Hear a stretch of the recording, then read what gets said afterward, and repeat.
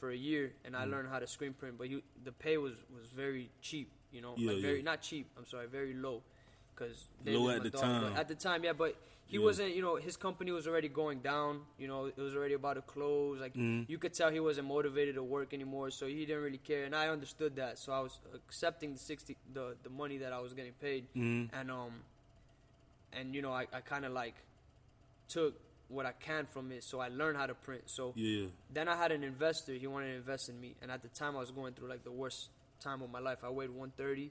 I was like pretty much homeless. You know what I'm saying? I had no crib. I was living with my mom's ex. Like it was a weird situation, a weird time. You know what I'm saying? And like I was at the like just working so much, getting paid so little, not being able to do things with friends, that I kind of like became shunned. Like I was shunned out of everything that was happening. You know, like nobody. I wasn't really fucking with nobody, so my interaction, like, socially I became, like, antisocial. I became to myself. I started talking to myself. Like, I was going crazy type shit, you feel me? And I had a homeboy, Rodrigo, from 208. His clothing line is called 208. He came up to me, and he's like, yo, like, he was my dog since we were jits. Like, we lived on the same block. But, you know, we didn't talk, like, every day. Like, he wasn't, like, my... we were was close. like one of them friends that like you close, but you don't need to talk to every day. Yeah, exactly. He was like that, like a cousin. Yeah, exactly. Yeah. Like we could pick up where we left off at any minute. You know. Yeah. And he hit me up and he was like, "Yo, what are you doing?" I'm like, "I'm working. I'm by your crib." And then he's like, "Yo, I'm gonna slide through." He slid through. At the time, I was printing 400 shirts front and 400 shirts back in one day for damaging for my old high school, Beach High. And I was just there printing, and I was talking to Rodrigo about starting a company. Screen printing company, and I had an investor, and he's like, yo, why don't we do it? Like, you know, teach me how to print. I'll put half with you. We'll get a spot and we'll do it. And I'm like, for real? And at the time I didn't, you know, I was kind of skeptical about believing it. You know, I was like, nah, I don't think this is real. You know, like he's probably not down, because like I was 21, so I was kind of like, what 21-year-old has the same mentality that I do, that they want to start something and sacrifice so much of their time, you know, like you sacrifice like a lot of shit, you know, there's a lot of sacrifice behind it. So I didn't believe him, and then he's like, yo, and then I told him my situation at the crib, that I had no house, and I was gonna have to move. Like my mom had no house either. That's the reason. My dad had no house, so it was like I was literally fucked, you know. So I was like, yo, I might have to go up to Broward, and he's like, yo, just live with me, I'll give you my room. And I'm like, yo, but I got a dog. And he's like, just bring your dog. What kind of dog you got? I got a Greyhound Terrier. I adopted her. Yeah, she's my dog for like ever. Her name is Sandy. Yeah, it's like mine. Like wherever I go, she gotta come. You feel me? So I told him, like, yo, I got my dog. I can't leave her nowhere. And he's like, yo, just slide. And he had a pit bull. So he's like, if they don't get along, that would be the only, you know. But we'll make it work. And then my dog is very like friendly. So she like started jumping on this dog and playing with it, and like, but she's friendly, but she bites friendly too, like play biting, you know. Yeah. But they played perfect. They were both aggressive dogs, so they were like being aggressive, chasing each other and shit. So it was like, it was perfect, you know what I'm saying? And whatever. I lived with him for a year, and we got these machines here. And at the time, I was like against all odds, you know what I'm saying? And then he felt me, and he felt the name, and like, you know, from his point of view, it could have been something like, I never really asked him, like, you know, why he accepted that name, because, like, it's kind of a weird name for, like, a, you know, professional job, you know, against all odds. If you're telling, like, a restaurant, like, yeah, I'm from Against All Odds Screen Printing, they could look at you a little weird, you know what I'm saying? They're like, what the fuck you mean? Yeah, you feel me? Yeah, I get what you mean, but like, being from Miami is acceptable. If you tell them, like, with me it's different, because I'm open-minded, like, I'm gonna ask, like, what's the meaning of, you know, the title of your company, but it's like I see it, like, why you chose the name. You feel me? So, but I mean, I don't like when I'm trying to get a client or close a deal, like we don't have the time to speak about why that's the name, you know. So we just shorten it to AAO Screen Printing. Like we go up, we're like, yeah, AAO Screen Printing. They don't even ask, you know, as long as the quality is good on the shirt, it looks good on the print, looks fire, you know. We'll get the job, you know what I'm saying? The price is right and all that. So, but that's how the name came out, you know. It was pretty much like that. So the advice for, like, the younger generation, like the 17, 18, 19, 20 years old, that's either in school or not in school, but they still trying to find a way in anything they trying to do. How important it was when you look back, having someone investing in your company. I mean, no one invested. Oh, okay. No one invested. It was me and my homeboy half and half.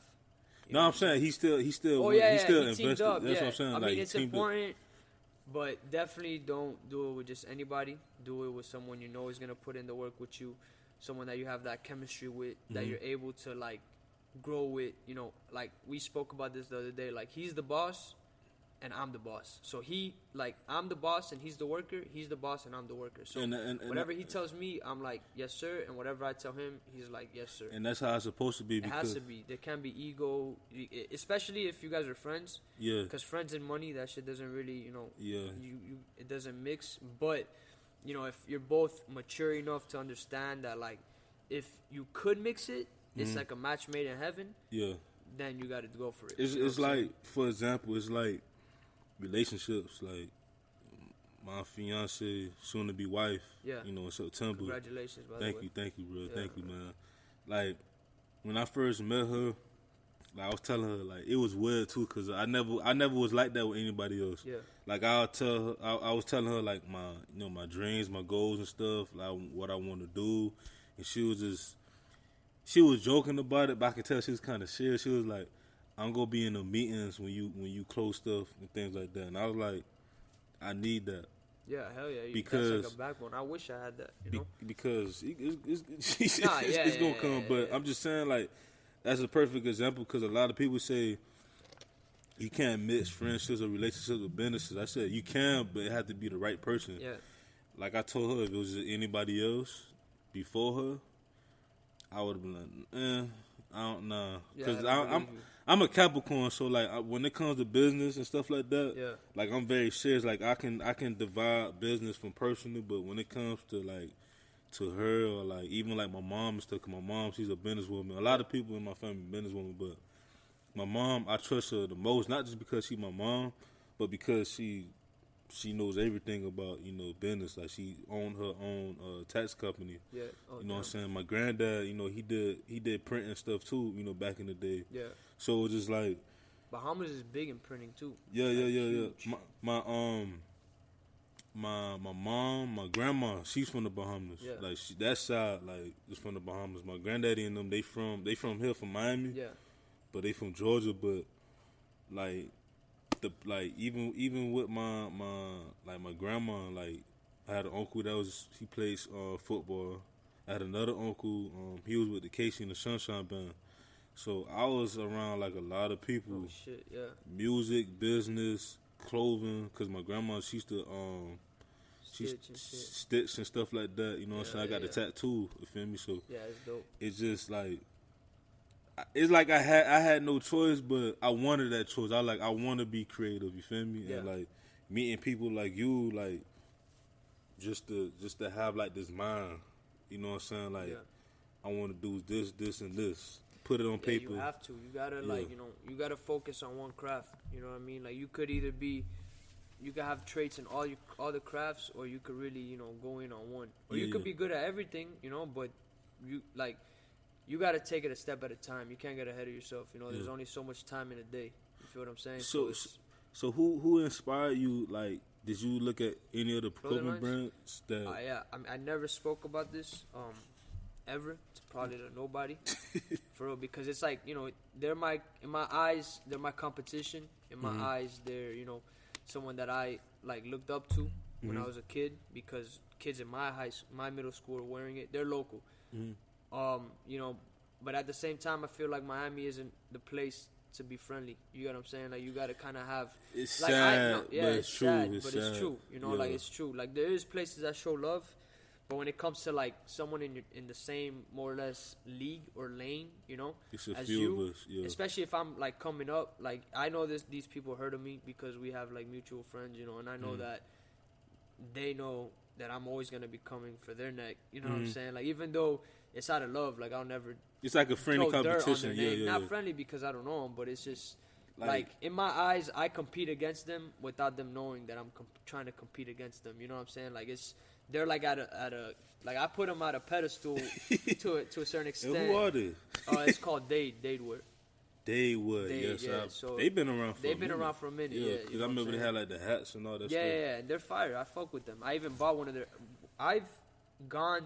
to their pop-ups, like without them knowing I'm there, like I go, I'll look around, take pictures, take notes. You know what I'm saying? I'll be like, all right, this is what I gotta do on my pop up. You know what I'm saying? I bought a hat from them, and I'm like, all right, this is where I have to buy my hats from. You know, I seen who they printed with, and I'm like, all right, I'm gonna go print with the same people. You feel what I'm saying? Like, it was kind of like they were like he in a way he threw the ropes. You know, like he threw the rope down. I had to climb the rope. You know, like he didn't. Like he probably didn't know I was watching, but he knew somebody was watching. You know, like he's older than me. I think he's definitely older. He's probably in his 40s. Yeah, cause they've been a while. They've been. When I was in high school, they had some they were stuff. going around. Yeah, they've been around for a minute. But you know, they're fire. You feel me? They also grew up probably the same, more or less, way that we grew up. You know what I'm saying? And then the graffiti game too. We kind of like, you know, had our eyes on them. You know what I'm saying? So it's like, and they're from the beach. I'm from the beach. You feel me? So they're from South Beach. We're from 7-1. But he's like from an older generation where I don't think that the beef between 7-1 and South Beach was as strong as it was the generation after that, and then my generation. So it was a beef between 71st and South Beach. Hell yeah. You know what? I got a story. Before we move on, I have a story. I think I said this in my podcast. I want to keep saying it because I never used to like it, but you know, in the beach they call us the mainlanders. You know, they call us the people from the other side of the bridge. Yeah. So when I was 18 years old, You're from the beach? No. I'm from my mom. Shout out to my mom, but shout out. I stay in Ponds now. Yeah. But I should stay like in the Opelika area. Well, you know I stay up there too. You know what I'm saying? So I don't want to say Opelika because my mom was like, no, we stay on the other side because you know how it is down here. Like they divide like the different stuff. But so I went over there one day. I went to MIA Skate Shop. MIA Skate Shop, yeah. I wanted to get this. Shout out MIA though. Yeah. I'm looking. I want to do an interview with y'all boys too. Yeah. But it was these. I had this outfit. Yeah. It was like green and light green, like yellowish and stuff. So I was like, I need this SB. The SB I looked online. It was like $40, $50. Yeah. So I was just like, I want to get those. So I went to the beach. First time there, I just seen like a lot, and I was like, you know, I'm gonna park there real quick. I'm gonna go, come back. So by the time I came back, it was only about like 10 minutes. They told you? They was about to told me. Oh shit. So what happened was the dude was like, hey man, cause across if you look, like I'm in the lot, but if you look up, like it's like elderly people stay there. So he was telling me like they call anytime they see something strange. And I had an Impala at the time that had tents, you know what I'm saying? So they were like, you know, they see a nigga, you feel me? So pretty much I was like, all right, man, hey, I had just bought these shoes. I can't pay you no $300. Can I pay you like whatever I give you? He said, all right, cool. I don't know I'm gonna do it. You 18 years old. You from the mainland? Cause I told him like, you know, I'm from like the Opelika, North Miami area. Yeah. So he's like, cool. So I ran back, came back, gave him his money and stuff. You went all the way there to North Miami? No. I went to the MIA Skate Shop on the beach. Oh, like, okay. Where I parked that to the stove, back to the lot. Cause the lot, the walking distance wasn't that far. Yeah. You feel me? So I had to do that. I was like, you know what? Ever since that day, I said, fuck the whole beach. Like, I don't like that side. I mean, it's my thing is like, man, I don't know, the beach. Like, I love the beach. You know, I'll forever say I'm from the beach. Yeah. I mean, the beach is definitely fucked up, but if you're from the beach, you know how to move around the beach, and that's you know what I'm saying. That like, because there was times that, you know, the older generation, the generation before me, you know, that there was like when you would cross the bridge to the beach and you would come to like the park, Normandy Park, there would be fades like all day, and the people from the beach, in my opinion, could throw the best hands in Miami. Like, hands. I went to a Jewish museum, and they were showing pictures how the beach used to look back in there. I said, this shit used to look like overtime back in there. The shit was hood. I mean, they made it the you know, South Beach way back when in the 90s, nobody could go in that bitch. Mm-hmm. South Beach was on lock. Like, they were like drug kings. You know, they got the RICO law, and then they all got swept out. Some of them are coming out now. You know, that was way before like the whole Like that's when 7-1 I think was still like Syndicate and like this like I don't know too much, but like Disciples or some GDs or whatever it was.